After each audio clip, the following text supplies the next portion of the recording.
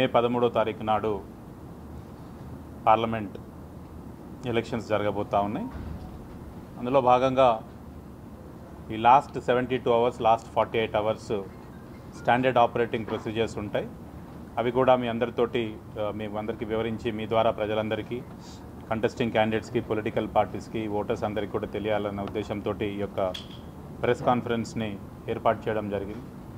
ఈ లాస్ట్ 72 అవర్స్లో అంటే నిన్న సాయంత్రం ఈవినింగ్ 6 గంటల నుంచి అన్నీ కూడా ఇంటర్ స్టేట్ చెక్ పోస్టులు, ఇంటర్ డిస్ట్రిక్ట్ చెక్ పోస్టులను మళ్ళీ యాక్టివేట్ చేయడం జరిగింది. అన్ని వెహికల్స్ని కూడా ప్రాపర్గా చెక్ చేయడము, ఇవన్నీ కూడా ఎక్కడైతే మనము చెక్ పోస్టులు పెట్టామో అక్కడ స్ట్రెంథనింగ్ చేయడము, ఈ స్పెషల్ ఎస్ఎస్టీస్ ద్వారా, ఆ తర్వాత ఫ్లయింగ్ స్క్వాడ్స్ ద్వారా, మోడల్ కోడ్ టీమ్స్ ద్వారా ఇవన్నీ కూడా ఐడెంటిఫై చేసి ఇలా 72 అవర్స్ని ఫర్దర్ మన విజిలెన్స్ని ఎక్కువ యాక్టివేట్ చేయడం జరిగింది.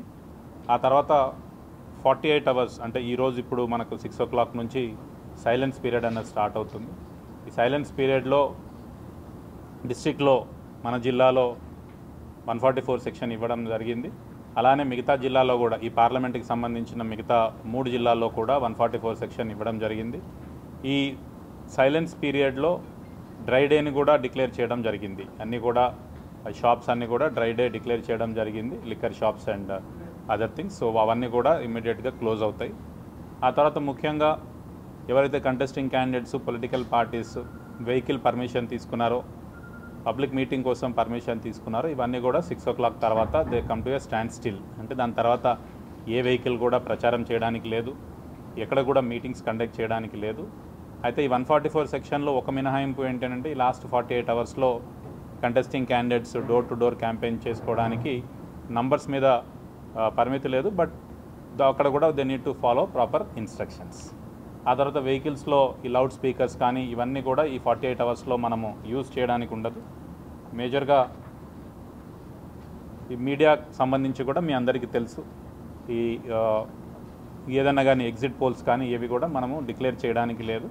ఆ తర్వాత ఈ ఎలక్షన్ రిలేటెడ్ మ్యాటర్స్ని కూడా ఏవైతే ప్రింట్ మీడియాలో పోల్ బిఫోర్ డే అంటే రేపు కానీ ఎల్లుండి కానీ ప్రింట్ మీడియాలో మీరు ఒకవేళ కంటెస్టింగ్ క్యాండిడేట్స్ వాళ్ళ అడ్వర్టైజ్మెంట్ ఇవ్వాలి అనుకుంటే జిల్లాలో ఉన్న మీడియా సర్టిఫికేషన్ మానిటరింగ్ కమిటీ వాళ్ళ ద్వారా అప్లై చేసుకొని వాళ్ళు పర్మిషన్ ఇచ్చిన తర్వాత మాత్రమే పబ్లిష్ చేయాల్సి ఉంటుంది. స్టేట్ లెవెల్లో అయితే state level MCMC team, district level అయితే డిస్ట్రిక్ట్ లెవెల్ ఎంసీఎంసీ టీంలో వీళ్ళు పర్మిషన్ తీసుకున్న తర్వాత మాత్రమే కంటెస్టింగ్ క్యాండిడేట్స్ యొక్క వాళ్ళ అడ్వర్టైజ్మెంట్ ఇవ్వడానికి ఉంటుంది.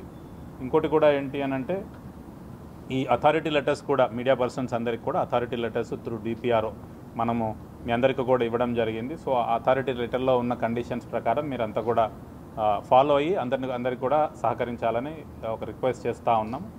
నెక్స్ట్ ముఖ్యంగా పబ్లికేషన్ ఆఫ్ క్రిమినల్ యాంటీసిడెంట్స్.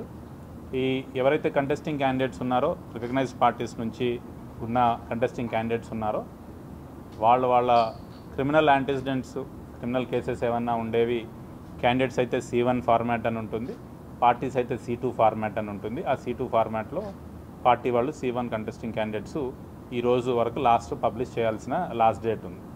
ఆ తర్వాత మేజర్గా పొలిటికల్ పార్టీస్ కంటెస్టింగ్ క్యాండిడేట్స్కి మోడల్ కోడ్ అన్నది కంటిన్యూస్గా వర్తిస్తుంది. ఇందులో అంతా కూడా అందరూ పీస్ఫుల్గా ఎలక్షన్ కండక్ట్ చేసేటట్టు అందరూ కూడా బిహేవ్ చేయాలి.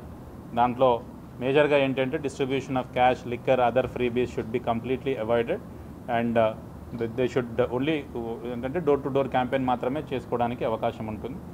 మిగతాది ఏంటి అంటే పోలింగ్ రోజు కూడా అన్నెసరీ క్రౌడ్ని పోలింగ్ స్టేషన్స్ దగ్గర they should not be allowed to come. దీంట్లో కంటెస్టింగ్ క్యాండిడేట్స్, పొలిటికల్ పార్టీస్ వాళ్ళు కూడా సహకరించాలి.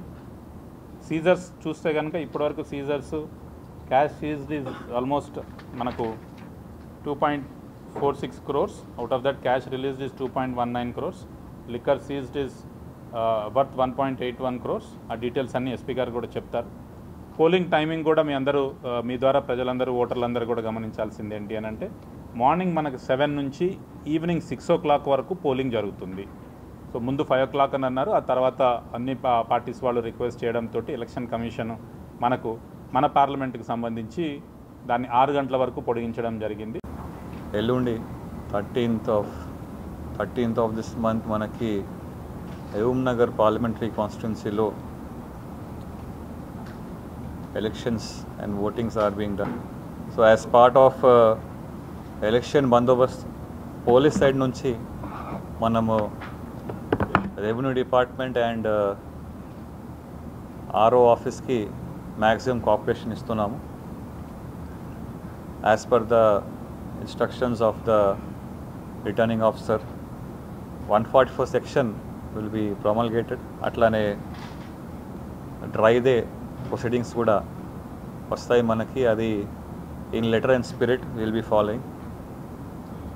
Atlane silence period regarding stopping of campaigning, stopping of loudspeakers, ఈ అన్ని ఇన్స్ట్రక్షన్స్ కూడా మనము ఫాలో చేస్తాము. And will ensure that last 48 hours SOP given by Honorable Election Commission of India is followed. మన దగ్గర దాదాపు 881 పోలింగ్ స్టేషన్స్ ఉన్నాయి. Many of them are been classified as critical locations. So ప్రతి పోలింగ్ స్టేషన్ దగ్గర మన police side నుంచి మనం security and constables depute చేస్తున్నాము.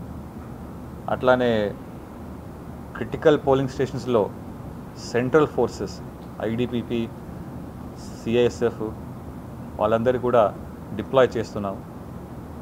Outside polling stations flying squad and static surveillance teams also will be running to ensure that polling రోజు ఏదో illegal activity ఎక్కడైనా మన నోటీస్లో వస్తే మనం యాక్షన్ తీసుకుంటాము.